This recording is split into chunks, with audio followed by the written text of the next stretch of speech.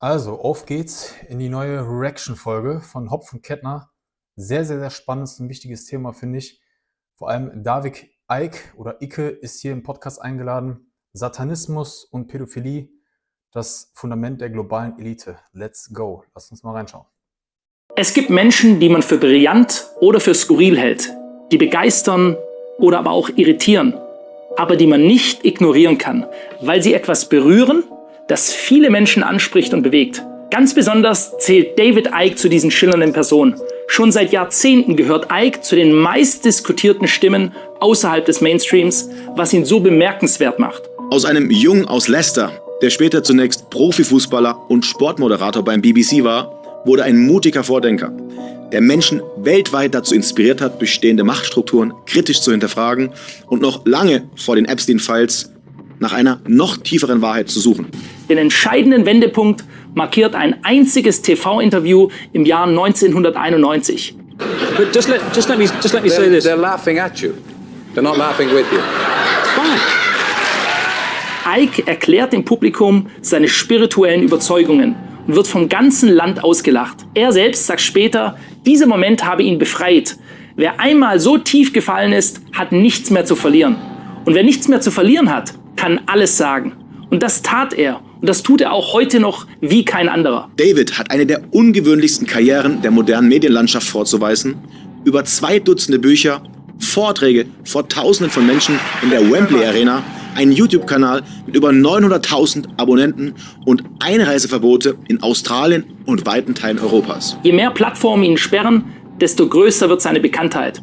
Ob Vordenker, Provokateur oder Symptom einer tief verunsicherten Gesellschaft, David Icke ist seit über 3 Jahrzehnten eines der prägendsten Figuren der globalen alternativen Medienszene. Wir freuen uns sehr, ihn heute als unseren Gast auf diesem Kanal begrüßen zu dürfen, in englischer Sprache, damit ihr wirklich nichts vom Originalcharakter dieses Videos verpasst. Geil. David, you are known to many people around the world. Could you introduce yourself for the few among our viewers who may not yet know you? Please tell us where you come from and what has shaped your life and how you became the person you are today. Well, I was born in a place called Leicester in the English Midlands, in a working class background, as we call it in Britain. We were skint, basically. Was brought up in a council house where my brother still lives. And I wanted to be a footballer from quite an early age, professional footballer. And of course, that's not something that many kind of achieve, but somehow I did. But by the age of 21, arthritis finished my career. And my second love when I was growing up, even as a little kid, was journalism. I used to read a lot of newspapers, etc. And so when my football career finished, I wanted to go into journalism, which, given the fact that I left school at 15 to play football and never took a major exam in my life, never mind pass one, that wasn't bloody easy to get into journalism. But the ridiculous thing was that once I got in, it's like, what degrees do you have, all this stuff. Once I got in on a tiny, tiny newspaper that was a tax write-off for a newspaper group, no one asked me for my qualifications educational-wise anymore. Mm-hmm. They just wanted to know what I'd done in journalism. So I carried on, and I went through newspapers and radio and then into television with the BBC. Eventually became a national sports presenter. I started off in news. And then some very strange things were happening to me towards the end of the 80s, and paranormal things, really. People would call them that anyway. And it launched me out of the television journalism and into another form of journalism, actually, because that's what it is. And the understanding that the world is not just a little bit, not like we thought it was and we're told it is. It's actually nothing like we're told it is. And I went on this, well, I suppose you could call it a journey of discovery, which started in 1990 and is still going now, 36 years later. And it's about going deeper and deeper in the rabbit hole. And very quickly, when you work on the basis, as I have always done, of whatever I know or think I know, there's always more to know. You never stop because you know there's always more to know.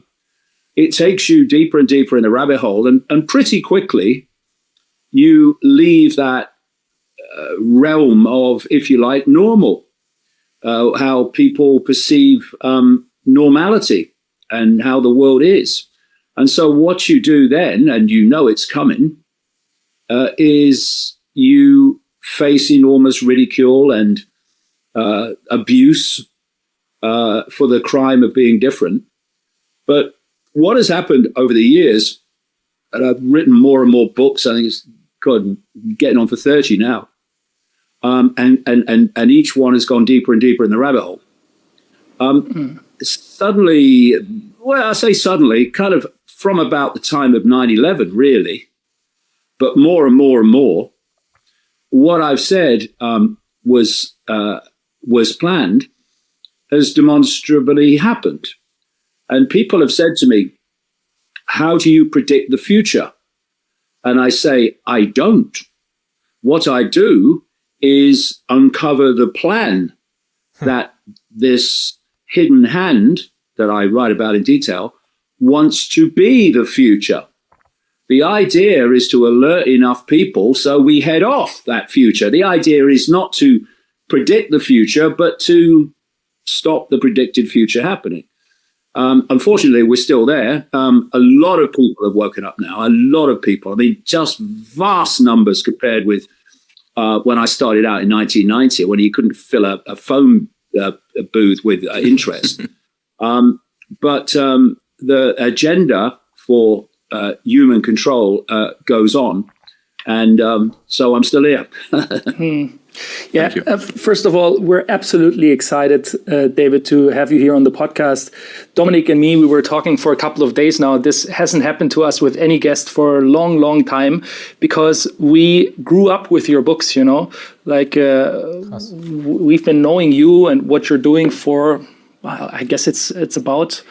a little less for me. I'm 41 now than 30 years. Yes. And over the years, we are so happy for you that from the time you were just ridiculed and people were calling you crazy, now that the proof is in our reality, you know, this makes me really happy for you, for your whole family. Also, what you will be leaving the world one day is that people will say this man was right many more times than he was wrong, and he was far ahead of his time. And I think if you look at historical figures who have been ridiculed, we know that there are many of them were ridiculed for a couple of 100 years until things changed and people were able to see that they were right. For you, you're lucky enough that because technology changes things so fast that people know right away. They know today is while you're still alive, and you can also cherish the fruits, I would say, a little bit, of knowing that the things, the plans you were showing the people, the masses, this is really reality or becoming reality, even if it might be a very negative reality. To my question, and Dominik and I were thinking, can we really ask you this question in the first question? So knowing that the world is becoming, it feels like, more and more crazy every week, and it's turning so fast. We have Ukraine, Russia, we have Iran. Now, yesterday they said, okay, they're not negotiating anymore. Now Trump says, okay, I'm closing the Strait of Hormuz myself. So everything, like every day there's a new story. And we still remember many years ago, you were writing books about reptilians. So we wanted to ask you a very straight question. In all of this madness, where do you see the subject of reptilians in our time in 2026? Right. Well, I could answer that in the first question, but it would mean I'd talk for the next hour. But let me have a go. When I say that the way I work is whatever I think I know, I always know there's more to know. What that does is drive you deeper and deeper, like I say, into the rabbit hole, and you enter the realms of what are, to most people, really far out and not to be taken seriously. From about the mid-1990s, I started meeting people first of all in America, but then worldwide, who told me about their experiences with reptilian entities. Crazy. And as this moved on, I realized a number of things. First of all, the non-human element of this global cult system is not just reptilian, although that seems to be a dominant force. It's multiple non-human entities, and that these entities are themselves controlled by a very distorted, chaotic, all over the place, actually, state of consciousness. And again, one of the interesting things and one of the things I look for when I'm researching is I'm looking for patterns of agreement between otherwise groups, beliefs that would disagree on many other things.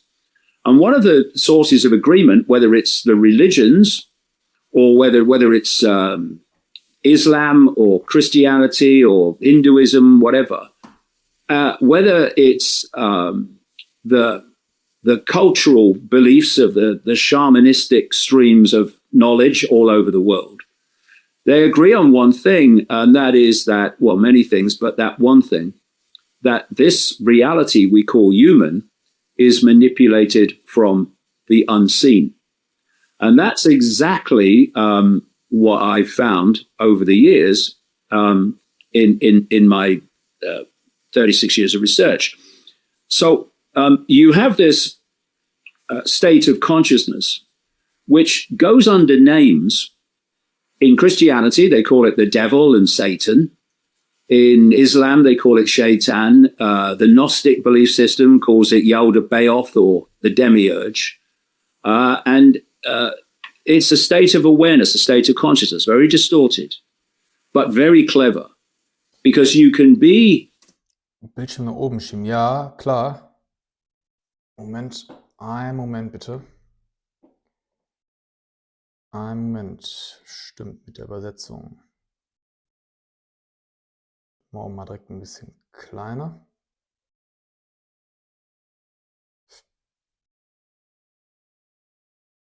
Jo. Not Ich hoffe, das passt jetzt. intelligent in the widest definition of intelligence, while actually being very clever. And that cleverness is compounded by that very structure I've just talked about. You know things, not least about reality, which you keep from the target population. So my research moved on, and I realized that while these reptilian entities can operate in the human frequency band, and that's all it is, a tiny band of frequency, the real... Ich finde es richtig gut, dass du der Aufklärung eine Plattform gibst. Schreib Musik für so. Ja, auf jeden Fall. Also ich unterstütze das Ganze hier definitiv. Deswegen würde ich mich natürlich auch freuen, wenn ihr das Ganze unterstützt, der Folge hier ein Like gibt, den Kanal abonniert. Ich mache regelmäßig 2-3 Livestreams die Woche. Habe auch selber 2 Podcasts die Woche, die ich veröffentliche, auch unter anderem Aufklärungsarbeiten. Ja, vielleicht ist auch die eine oder andere Folge für euch dabei. Und Nadine schreibt noch, einer der wichtigsten Gäste in dieser Zeit, definitiv. Ja, lasst uns weiter reinhören, ist auf jeden Fall spannend. Point of control, the real point of origin, if you like, comes from this other dimension. Many people call it the astral dimension, which interpenetrates this one in the same way that radio stations and television stations share the same space without interfering with each other, unless they're very close on the dial, unless their wavelengths are really close. And as these years have moved on, I've come across more and more confirmation that these reptilian entities and these other entities that are all expressions of this consciousness are where this human control system is actually originating. And this global cult, this global network of secret societies, serves the demands, serves the agenda of this non-human force. David, thank you for the explanation. So this brings me to the next question connected to, let's say, elite networks.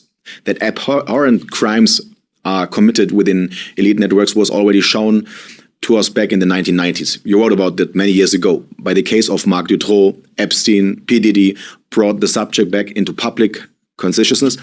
And early 2026, the Epstein files were released. This was when our podcast was launched the first time with massive redactions.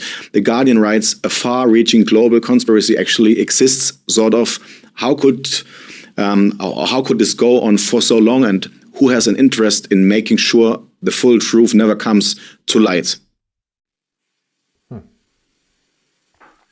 Well, that is an interesting thing to me, because we had, of course, the infamous Jimmy Savile in Britain, a BBC entertainer, they claim, who was an inner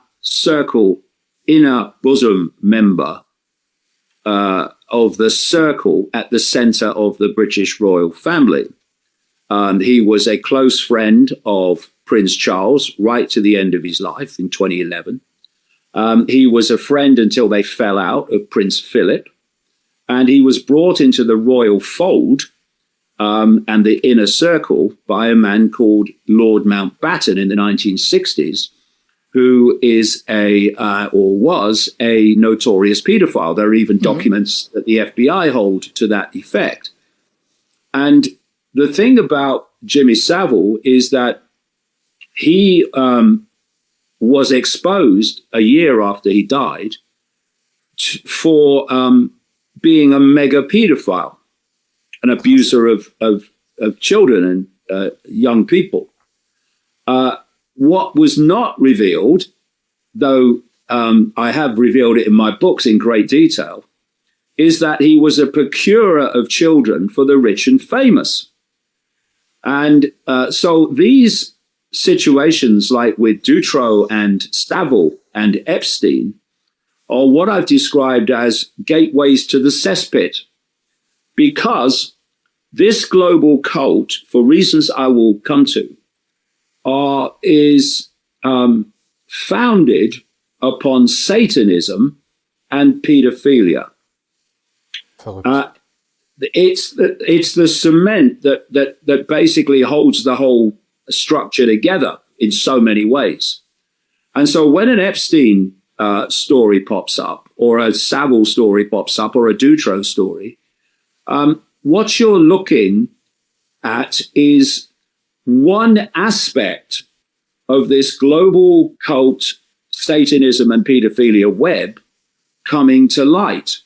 And I have had a wry smile to myself when I've heard the Epstein network being described as the biggest pedophile child trafficking network in the world, sometimes even in history, when the whole foundation of the global cult is founded on it. He was just one guy. Appalling as he was one guy. You find Epsteins all over the world. Why do they not come to light more often? Because the cult owns the system, it owns the media, it owns the governments, and thus it not only perpetuates Satanism and pedophilia, it has the ability overwhelmingly to cover it up. And you know, in the early 1990s, I started uncovering the fact that this global cult existed, and that people like presidents and prime ministers and politicians in general were mere here today, gone tomorrow puppets of this cult. And then as I investigated these various players in the cult, shall we say, and you can really only get to those that are in the public arena, because the real power never puts itself on public display.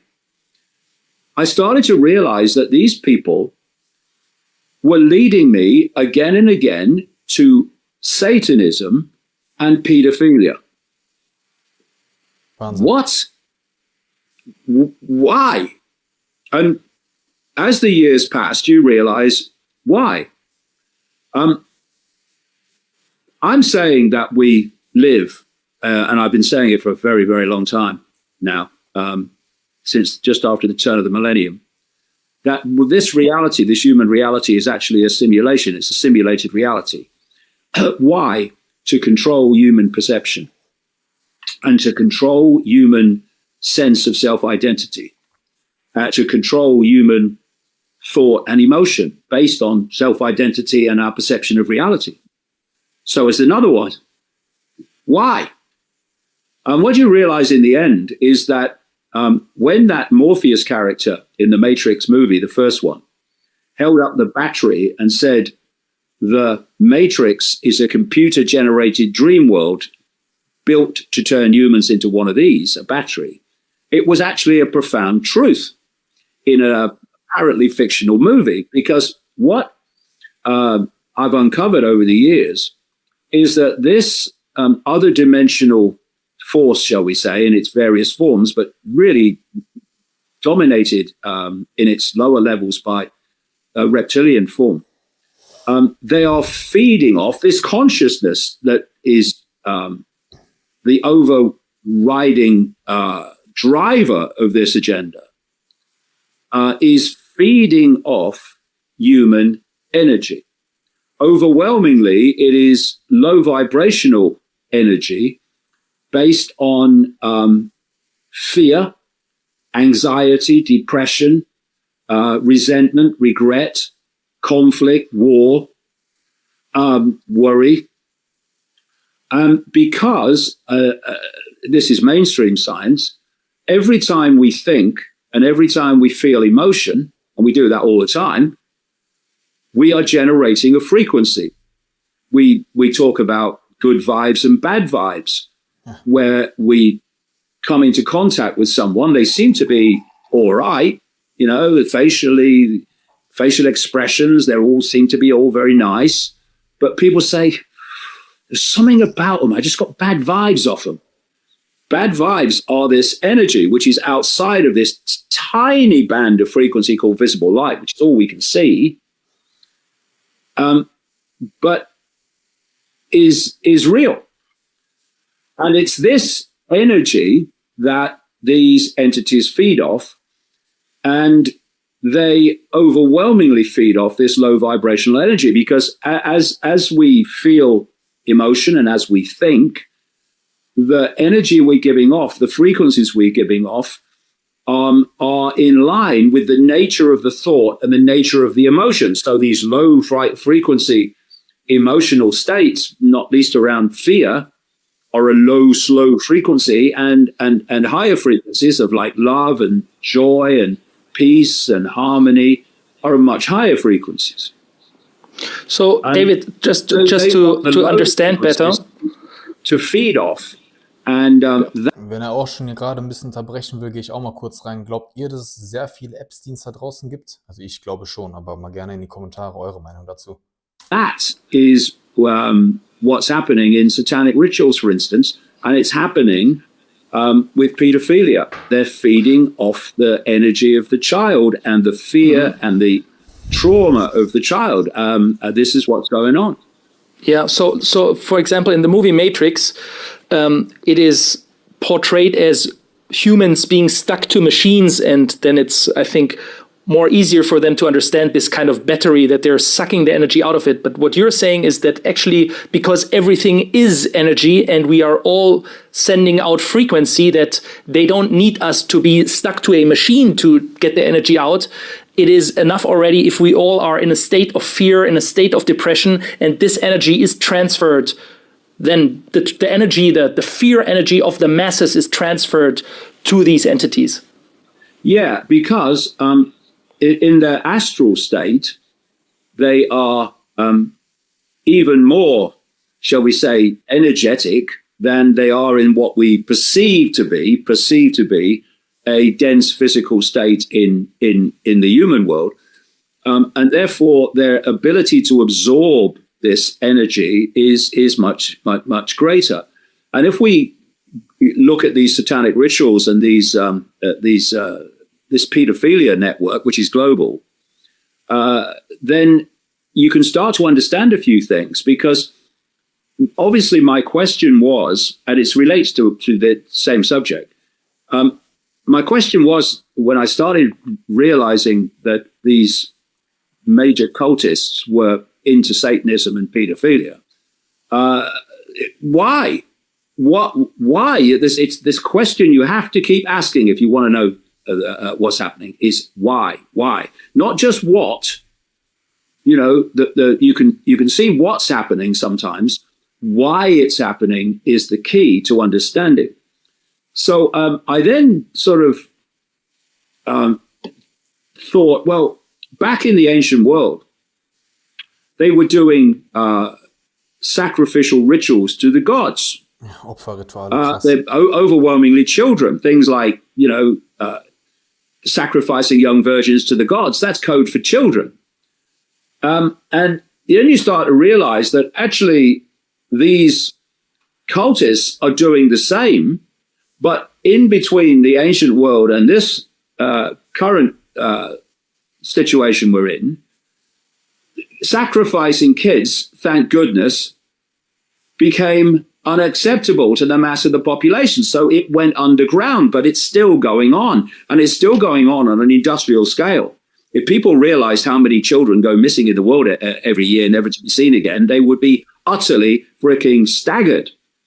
And so what were these ancients doing? They were sacrificing people, overwhelmingly children again, to the gods. Well, who the hell are the gods?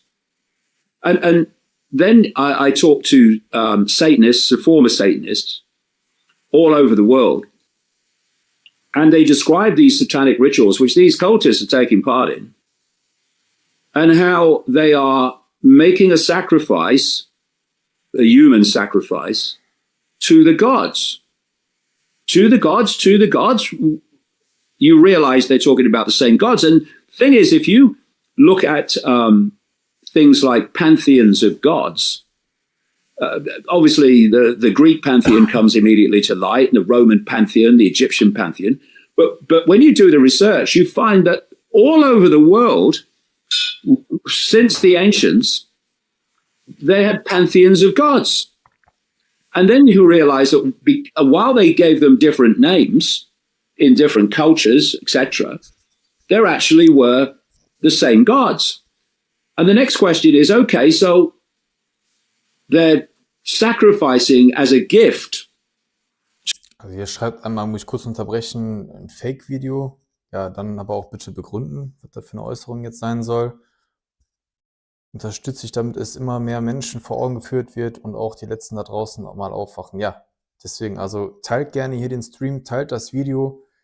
Ich bin auf jeden Fall jetzt regelmäßig hier neben meinem eigenen Podcast am Start, hier genau solche Sachen noch mehr eine Plattform zu geben. Ich gucke diese Podcasts sowieso persönlich, also das ist einfach geil.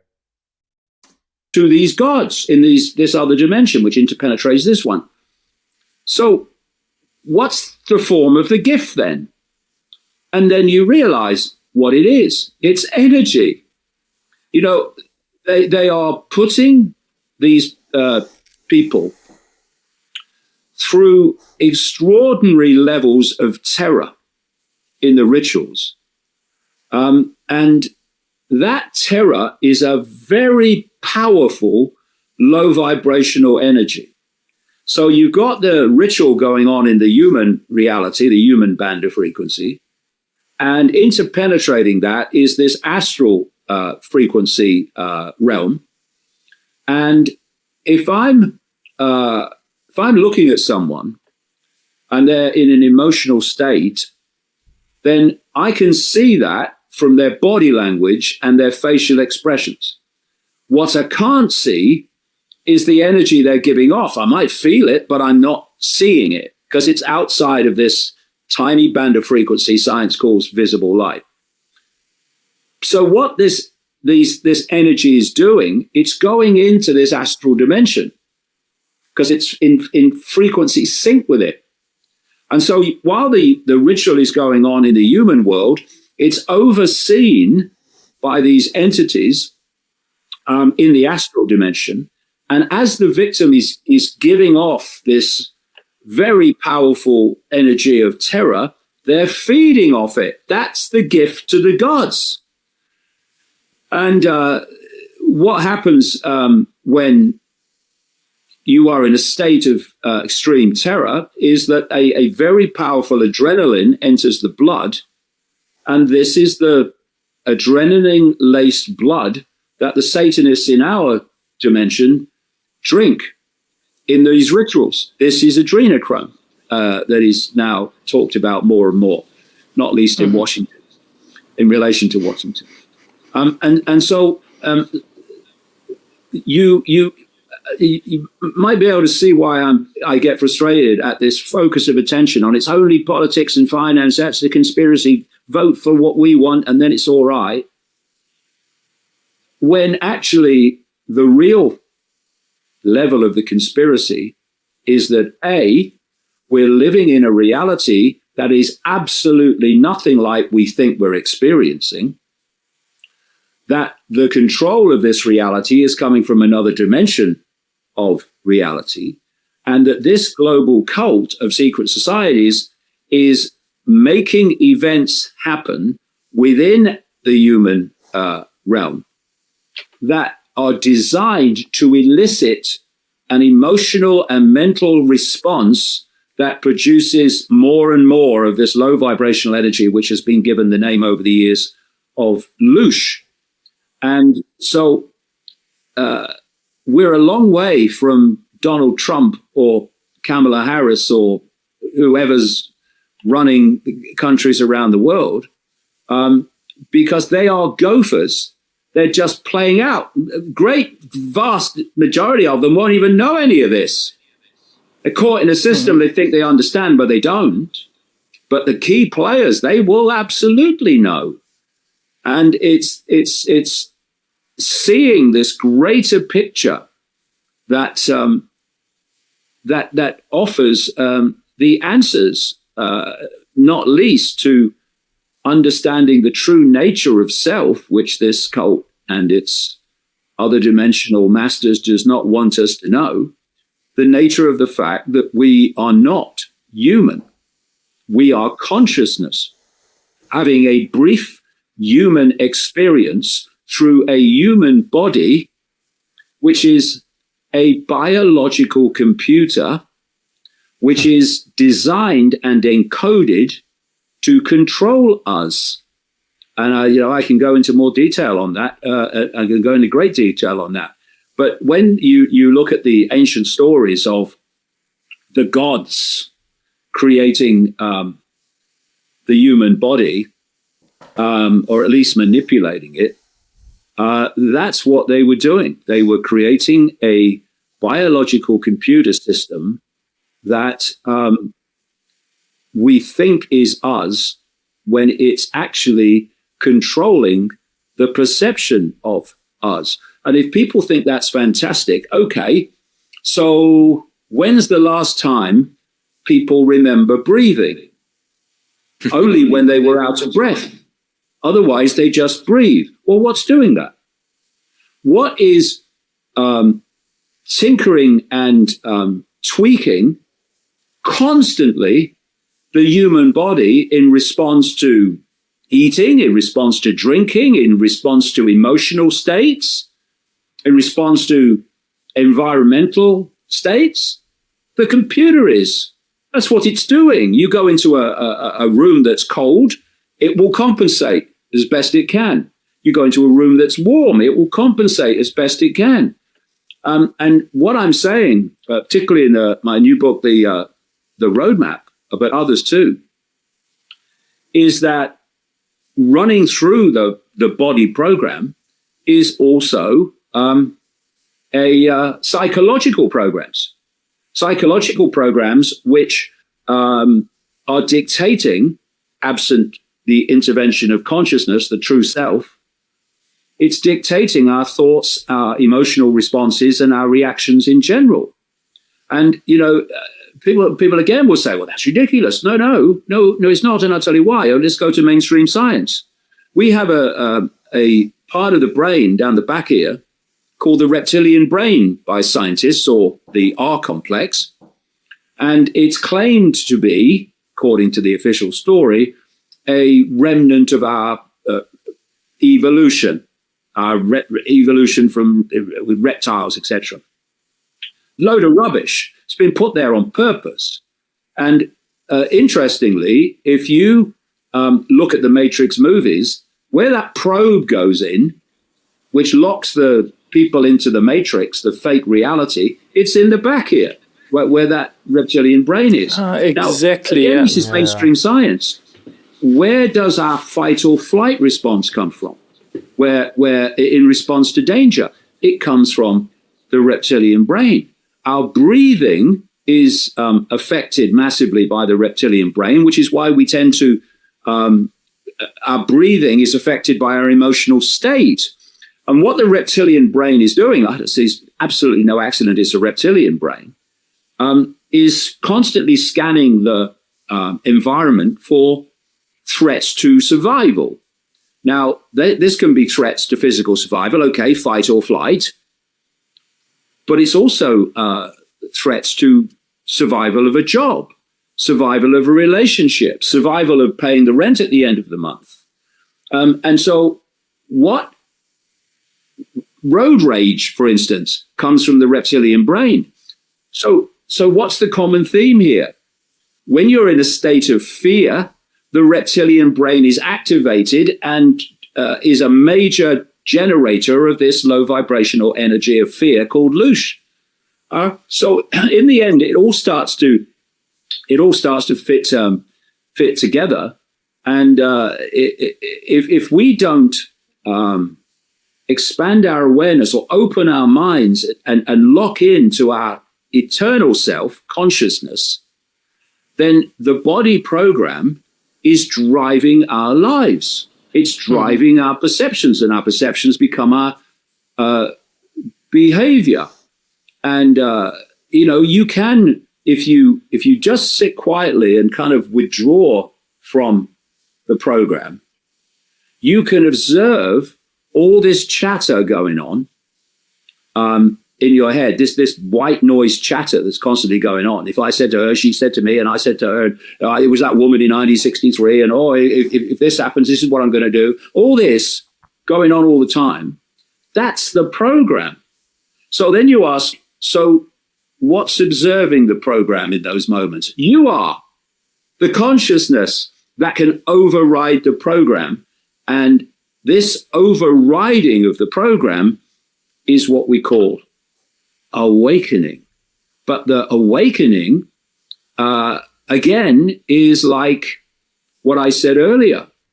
Whatever you know, there's always more to know. However awake you think you are, there's always more awakening to do. And so what you got is this prison, a perceptual prison, and then there's this slightly wider perceptual prison that says there is a conspiracy, but it's political and it's financial. But if you keep going and keep awakening, you start to realize that actually it's far, far greater than that. And at the same time, you realize that we are far greater than ever we believed that we are. So you have this consciousness, which ultimately can connect with all consciousness. And the idea is, of this matrix, is to separate, disconnect the body program from consciousness, so that consciousness does not play its part in the perceptual process. And when it starts to, that's when you go, oh my goodness, so that's what's going on. Why didn't I see it before? Because you were there before. Now you're here. Now you can start to see it.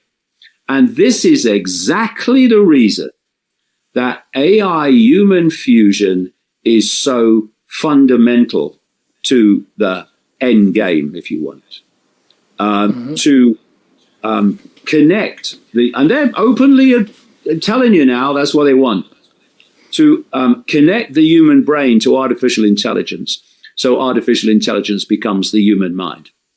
And once that happens, it ain't gonna be asking, Geisteskrank. who am I? Where am I? What is this place? Who controls this human world? To what end? These questions are not going to be asked because AI won't ask them.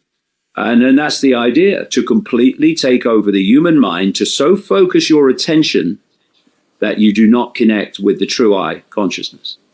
Mm-hmm. Absolutely fascinating information you've given us, David. If we may ask, out of personal interest, one last question. You know, we've talked about Prince Philip, now I think he's just called Windsor, right? And, Prince Andrew.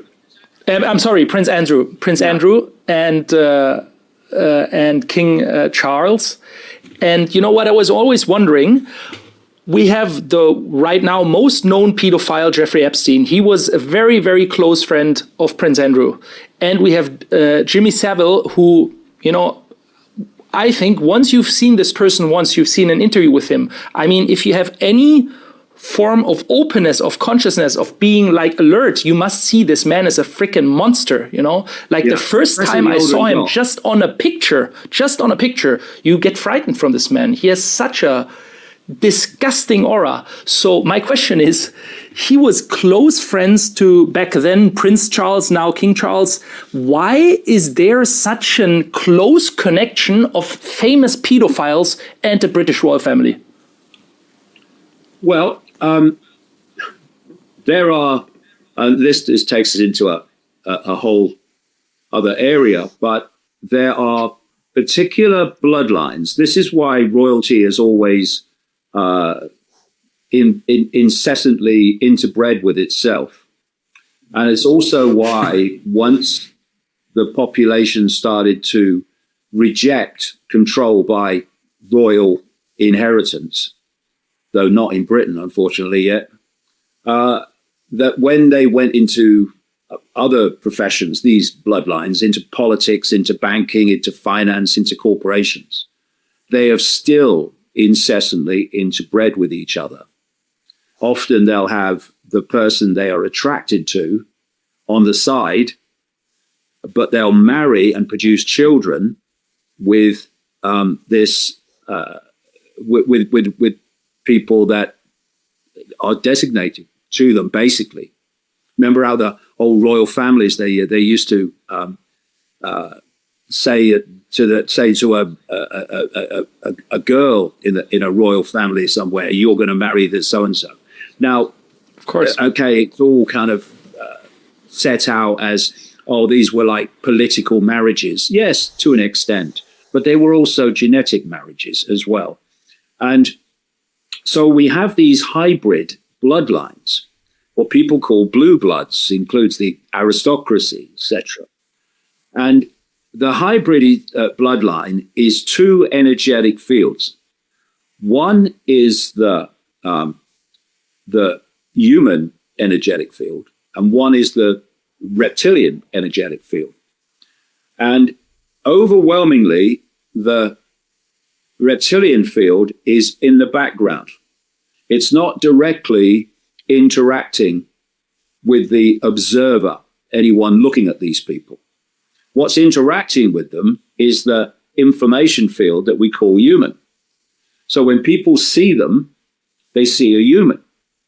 But I talk to people literally all over the world who've taken part in these rituals with some of these really, really rich and famous people, including the British royal family, including the Queen and the Queen Mother, of how they, what's called shapeshift from a human into a reptilian form during the rituals because they're among like people. And, you know, again, you go back to this squeezing the sense of the possible. You tell the population, and it does seem like that in the daily experience, but it's not. Quantum physics has shown that this is a physical world. It ain't. It's a holographic world, illusory, physical. And what we're doing all the time through this body computer is we are decoding the matrix. The matrix is actually a field or fields of information. The tiny band of frequency that scientists call visible light means that we only decode, for example, that energy which is dense enough to be seen by the human sight system. So I'm looking around the room, I'm seeing a wall, I'm seeing a door, I'm seeing lights, I'm seeing a computer, I'm seeing a table. And between all those forms, which are of a density that I can decode into a sense of reality, between them appears to be empty space. It's not empty. It's just energy vibrating in a way at a frequency that my sight senses, visible light, cannot decode. So it appears to be empty. All infinity exists in the very space that I'm sitting in now. It's just that this can only pick up a tiny, tiny part of that visible light.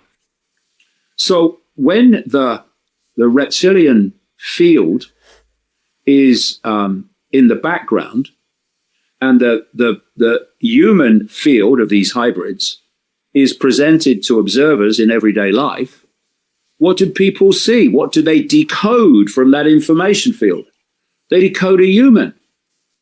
And so when people like me say, actually, the royal family, like the British royal family, etc., they are human reptilian hybrids, ridiculous, mad, the man's crazy. Well, what happens in these rituals when they're among like people, like minds and gophers, is there's a switch of field from the human field to the reptilian field.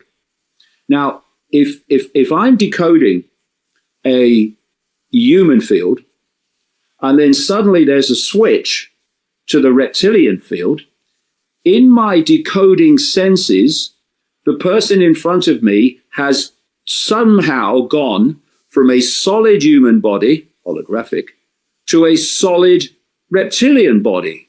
It's called shape-shifting. It's as ancient as you can imagine, going way back, the old theme of shape-shifting.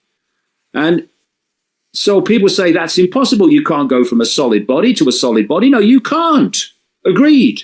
But that's not what's happening. You're going from decoding the human field to decoding the reptilian field. And to the observer, it seems like there's been a physical shift when there is actually, if you go deep enough, no physical. So these hybrid bloodlines have a particular genetic code, shall we say, code like computer codes, that they want to preserve and protect. So they basically only interbreed with each other to hold that hybrid nature.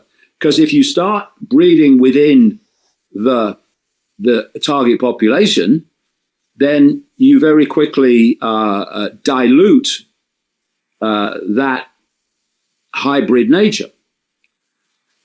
And so when they went into the dark suit professions, as I call them, when people started rejecting royalty, they've still gone on interbreeding with each other for this same reason, to hold this hybrid genetic code.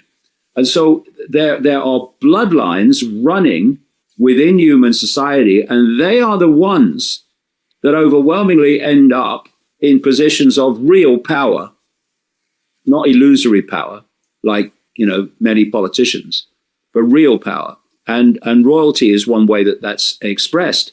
But royalty is there's royalty that you can see that has a crown on his head, and then there's the royal bloodlines that are now infiltrating human society while not appearing to be royal. But it's the same principle, and so one of the things that these hybrid bloodlines are addicted to, not least for Lush, is is pedophilia and satanic ritual.